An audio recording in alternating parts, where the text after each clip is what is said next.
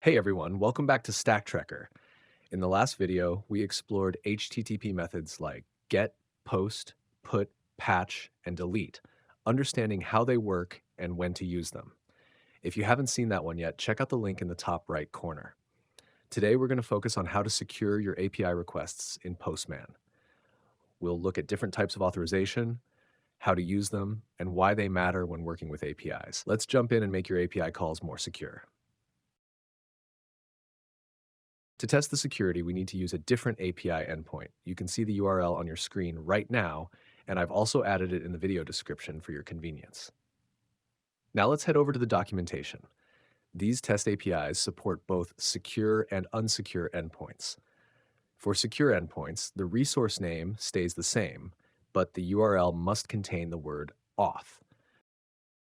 This is an example of the same endpoint used for both secure and insecure calls. Let's use one of the endpoints as an example. Get products. Let's switch to Postman.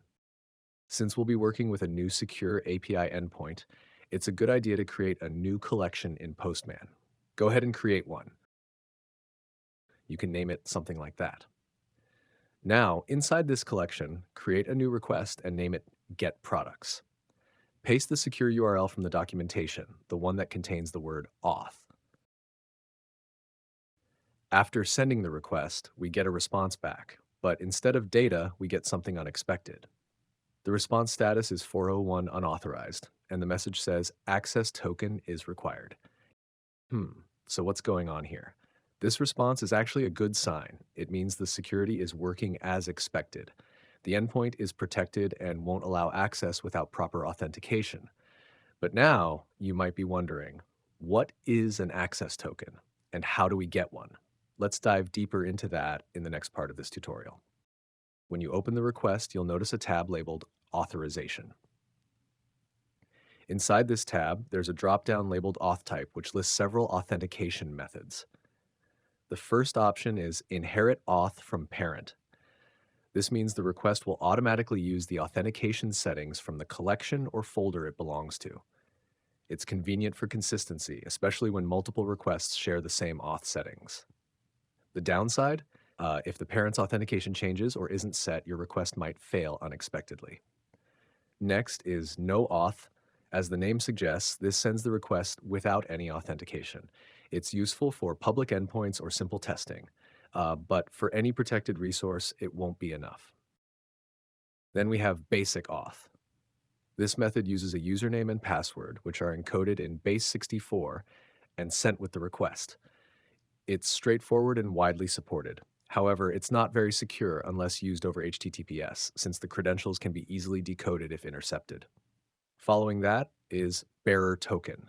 This type uses a token, usually a string of characters, that you include in the authorization header. It's commonly used in modern APIs, especially those using OAuth 2.0. The advantage here is security and flexibility, but tokens can expire or be revoked, so they need to be managed properly. There are also other types. Each has its own use cases and complexities, but for now, we won't dive into all of them. It's a bit too much for a quick overview. Now, let's go back to the API documentation to figure out which authentication type we need to use. According to the docs, there's a special login method you need to call. With this method, you send your username and password in the request, typically in the body as JSON. In response, the server returns a pair of tokens, an access token and a refresh token. We're mainly interested in these two. The access token is what you'll use to authenticate most of your API requests. It usually goes into the authorization header as a bearer token. It's valid only for a limited time. The refresh token, on the other hand, is used to obtain a new access token without logging in again. It's typically long-lived and helps maintain a session without needing to constantly provide your credentials. This approach is common in APIs that follow OAuth 2.0 patterns, even if they don't fully implement the OAuth spec. It's more secure than basic auth since your username and password are only sent once during login, and then you work with short-lived tokens afterward. Since we're going to implement a second API request that uses the same base URL, well, it makes sense to configure it at the collection level, just like we did before. To do that, go to your collection settings, switch to the Variables tab and create a new variable named base URL. Set its value to the main URL of the API. This way, if the base URL ever changes, you only need to update it in one place. Next, update the existing getProducts request to use this variable. In the request URL, replace the static part of the URL with double curly braces base URL. Now let's create the login request. Add a new request to the same collection and give it a clear name, for example, login. In the request URL, again, use the base URL variable followed by the appropriate endpoint. Change the HTTP method to POST since we're sending data to the server. Then go to the Body tab, choose Raw, and set the type to JSON. Here we provide the username and password as a JSON object. Just enter the key value pairs for your credentials. Once that's done, click Send. In the response, you should see the access token and refresh token we talked about earlier. These tokens are what you'll use for authenticating your future requests. Now, go back to our getProducts request and click Send. Now it works. But why? Remember, we previously executed the login request. According to the API documentation, a successful response stores the authentication token in a cookie. We can see this in the Headers tab of the getProducts request. There's a cookie entry that includes our token. If we open the Cookies dialog, we'll see that there are 2 cookies associated with this URL. This means the API server supports storing tokens in cookies, and Postman understands that. It automatically includes the stored cookies in subsequent requests, which is why the getProducts request is now authorized and working. However, not all servers provide token storage via cookies. In many real-world scenarios, we need to manually handle token storage and pass it explicitly, often through the authorization header. To learn how to deal with such cases, let's disable cookie storage in Postman for this request. To do that, go to the getProducts request, click on the Settings icon, and enable the Disable Cookie Jar option. If we now try to send the request again, we will get a 401 unauthorized error, which is exactly what we expected. Since we disabled cookie storage, Postman no longer includes the authentication token in the request, and the server correctly rejects it due to missing credentials. Now let's test access token authentication manually. Go to the Authorization tab of the getProducts request. From the Type dropdown, select Bearer Token. A new field will appear below. In that field, paste the access token we received from the login request. Now click Send again. This time, the request works correctly, and we receive the expected list of products. That's because we explicitly provided the access token, and the server successfully authenticated the request. This is a common pattern when working with APIs that require tokens to be passed manually, usually in the authorization header. It's important to understand both cookie-based and token-based authentication, as different APIs may use different approaches. If we refer back to the API documentation, we will notice a parameter in the login request called expires in mins. This is an optional parameter with a default value of 60, meaning the access token will expire and become invalid after 60 minutes. To test this functionality, we can specify the expires in mins parameter with a value of 1 minute in the login request body. After receiving the access token, we use it to make a getProducts request.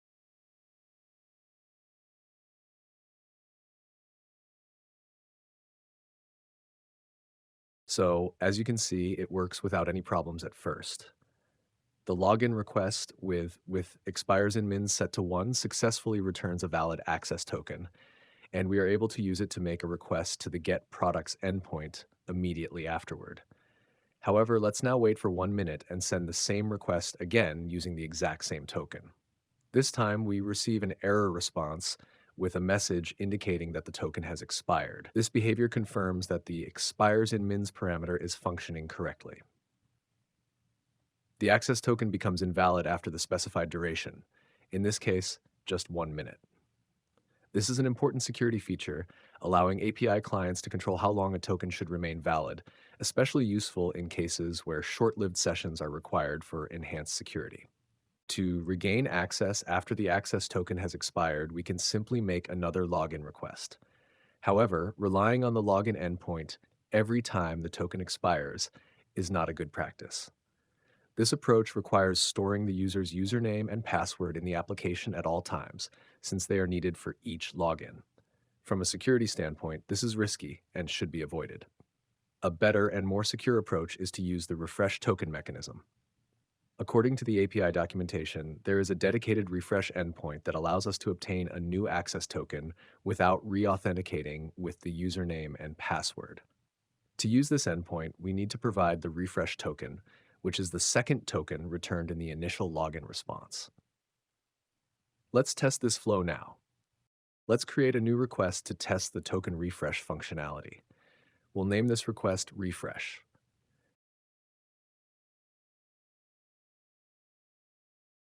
In the request body, we need to provide the refresh token that we received from the initial login response.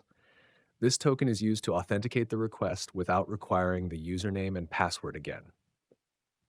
Now let's send the request and take a look at the response. As expected, we received two new tokens in the response, a new access token and a new refresh token. This confirms that the refresh mechanism is working correctly and allows us to continue our session securely without re-entering credentials. Next, let's copy the new access token and use it to make a request to the getProducts endpoint. Click Send, and we can see that the request is successful. The products are returned as expected. This demonstrates that the refreshed access token is valid and can be used just like the original one. Using the refresh endpoint is a much safer and more efficient way to handle token expiration in your application. In this tutorial, we learned how to authenticate API requests using access tokens and explored different types of authentication methods available in Postman. We also looked at how APIs handle authentication through cookies and tokens, and how to manually pass tokens in the authorization header. Finally, we tested what happens when tokens expire and how to refresh them, allowing us to keep our sessions secure without logging in again. These are essential concepts for working with secure APIs in real-world applications. So I hope this was interesting. Thank you for watching my tutorials. If you enjoyed this, please like the video and subscribe. See you later. Bye.